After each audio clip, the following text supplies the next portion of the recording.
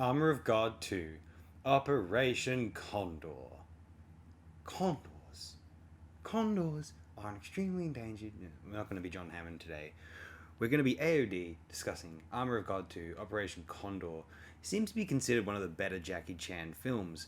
I happen to agree. I think there's a Indiana Jones pastiche going on here, which culminates in some of the more impressive and eye-catching stunts, set pieces, usage of props in the Jackie Chan filmography.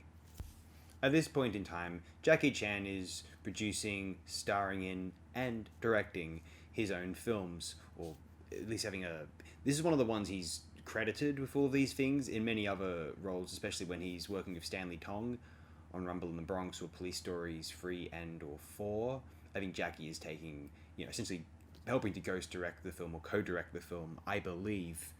And Armour of God 2, it's another tremendous showcase of Jackie's love of physical comedy, a tremendous heir to a baton first wielded by the likes of Chaplin, Keaton, Laurel, Hill. In any case, Jackie may be the most impressive of all of them. I mean, Keaton nearly died many times, but Jackie shows it off in the credit reels.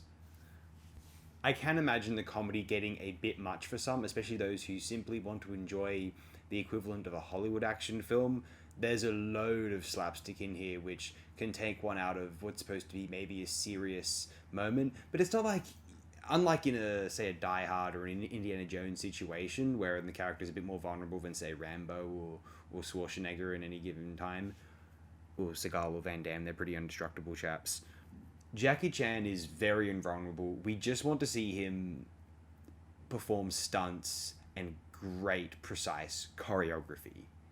And it's oh so good. It's not really about, oh, will Jackie survive? We love watching Jackie survive. We know he will. We just like seeing it over and over and over again. At this point, because at this point, most of us, when we're watching Jackie Chan films, we're rewatching Jackie Chan films, we're watching these classics over and over again, because we love these moments. We're replaying these highlight reels, essentially.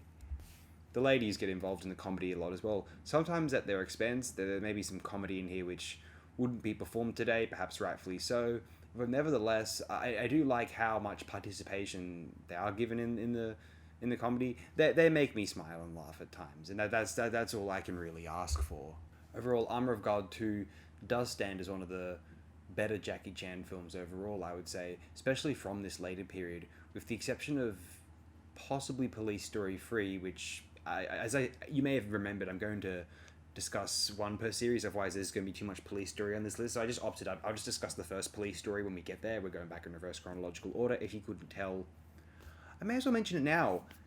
Next Jackie Chan July segment will be a discussion of what is got to be probably, or definitely, my favourite of the Jackie Chan films.